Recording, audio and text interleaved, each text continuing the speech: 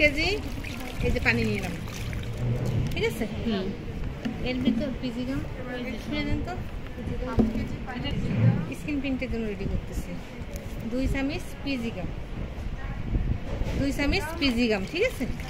পানিতে সুন্দর করে পেটাবো, আর একটু লাগবে না, আর একটু লাগবে, 2 চামচ হয় না।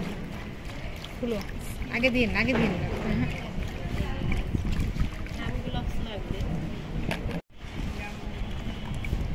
মানে ঘন না হওয়া পর্যন্ত গলতে হবে, তাই তো?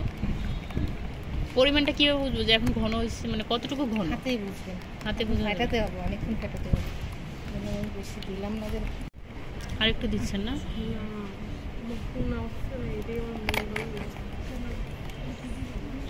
2 চামচ পিজিগাম। ঘন হয়ে আসছে। এনকে দিছেন আর বাইন্ডার কতটুকু পরিমাণে?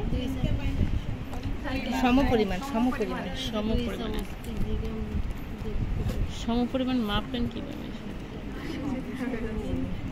আপনি হচ্ছে এটা হচ্ছে হাতের আন্দাজ করুন, ঠিক আছে। এটা কতক্ষণ ফেটাইতে হবে? অনেকক্ষণ, আধা ঘন্টা তো ফেটানো হবে। আধা ঘন্টা? হ্যাঁ, তত আপনার কাপড়ে ওইটা একটু পাতলা হবে, এটা একটু ঘন হবে, ঠিক আছে।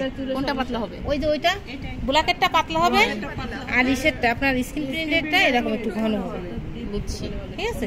ওকে। পিজিগামের জন্য রং দিচ্ছি একরামিন রং, ঠিক আছে। এটা হচ্ছে ব্লু কালার,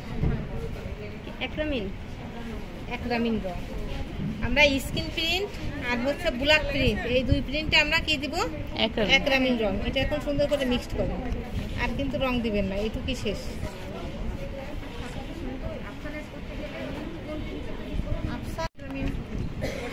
এটা হচ্ছে পিজিগাম, হাফ লিটার বা পানির ভিতর 2 চামচ পিজিগাম দিছি, তারপর এনকে বাইন্ডার দিয়েছি। তো আমার কেমিক্যাল তৈরি হয়ে গেলে পরে হচ্ছে একরামিন কালারটা দিলাম।